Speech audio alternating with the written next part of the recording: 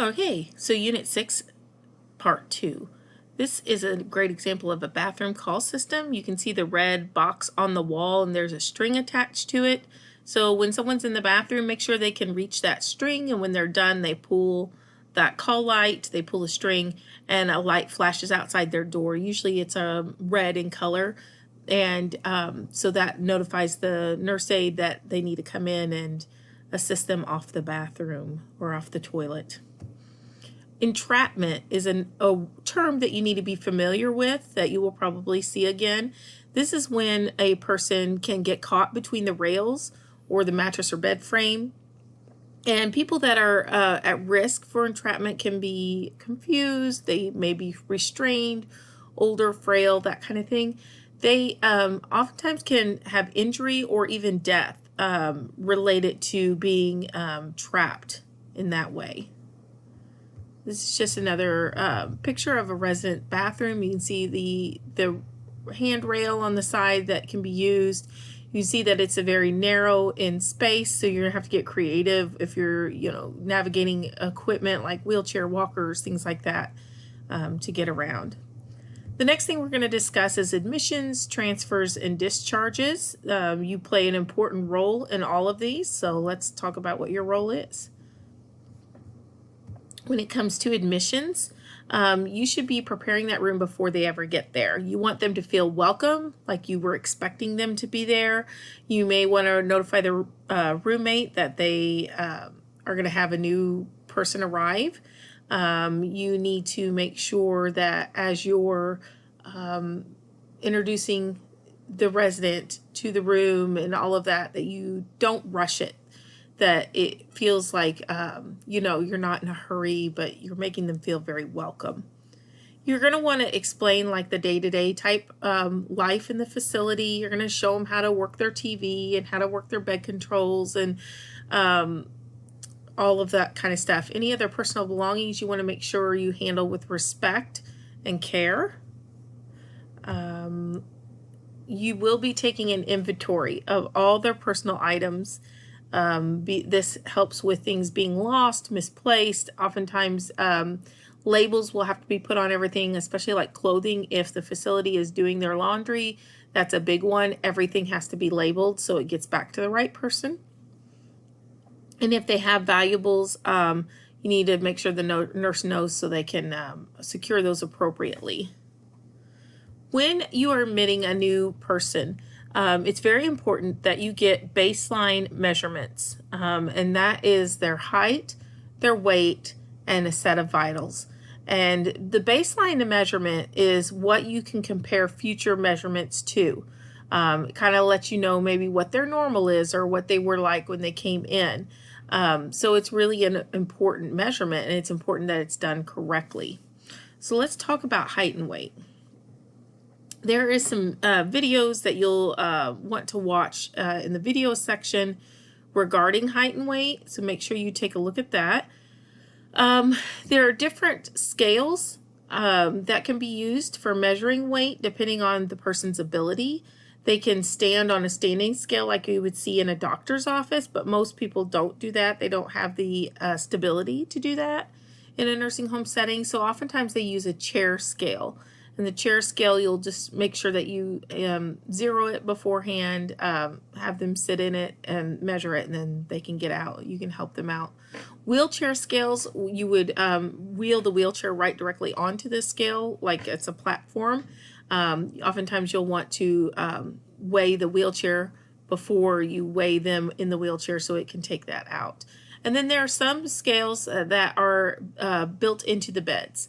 And so you can just measure them right in the bed, which is nice. You'll see that in a hospital setting a lot. All right, so when you are measuring somebody with a standing scale, and if you end up going on for a certified medical assistant or you work at a doctor's office, this is a really important thing that you need to know how to do appropriately.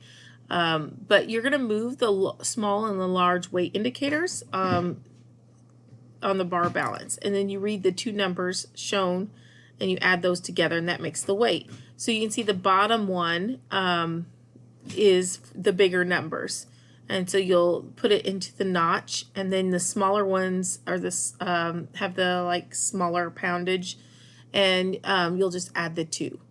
So that's something you'll watch the video about.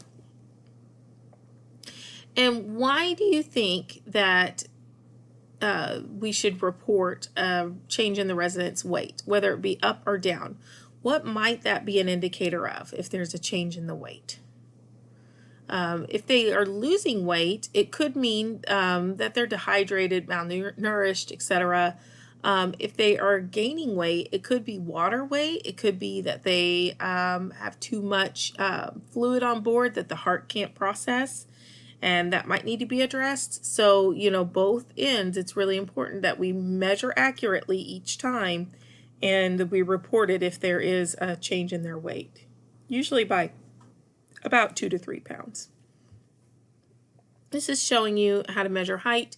If they're able to stand on the scale, and it's got the measuring stick that goes up, and then you would read it. Once again, watch the video for that. This shows you if you are measuring them in bed. And both of these procedures are detailed in your book, and you can go through and read that. And you would measure them from the heel of their foot, the bottom of their foot, to the top of their head. All right, here comes math. It's important to know that 1 foot equals 12 inches. So I always tell my students, know these 3 numbers because this will help you when it comes to measuring height. 4 foot is 42 inches. 5 foot is 60 inches. No, 4 foot is 48 inches, sorry. 48 inches, 5 foot is 60 inches, and 6 foot is 72 inches. So if you'll remember that, 48, 60, 72, that will help you. That's 4 foot, 5 foot, 7 foot, okay? Transfers, if they are transferring from one floor or wing to another, that's you have an important role in that. So you're going to be helping to get their information together. They have a right to be notified. If they're going to be transferred, you're going to help with that process. Usually there's a doctor's order required for a transfer, especially if there is a change in their level of care. So maybe they're going to a higher level of care. That's going to be different pay rate with, how they're being billed and Medicare, and doctor usually has to order those things. So discharge. A discharge is official after the doctor writes the discharge order and releases the resident to leave. So the doctor actually has to write the order for that to become official. A person, because facilities are not prisons, a person could leave against medical advice or AMA, and that is meaning without a doctor's order. And if you have somebody who's wanting to leave without a doctor's order, you need to make sure that you notify that charge nurse immediately. Okay, so this is the last thing we're going to talk about here is regarding pain. And it's really important that you know how to assess pain, what questions to ask. Pain is just as important to monitor as vital signs. It's if a person is uncomfortable, we need to be addressing that. And everybody experiences pain in a different way. I could break my arm and you could break your arm, and we may experience that pain very differently. One of us may think it's the most excruciating thing in our lives, and another may think it's not a big deal at all. So we need to ask them the right questions. We need to take all complaints of pain seriously and get accurate information. So pain, is it objective or subjective?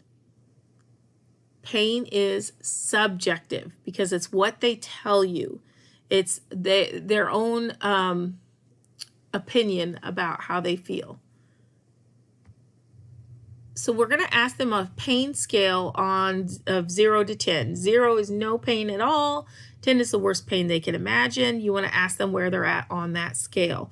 And that kind of gives you that point of reference of how bad it really is.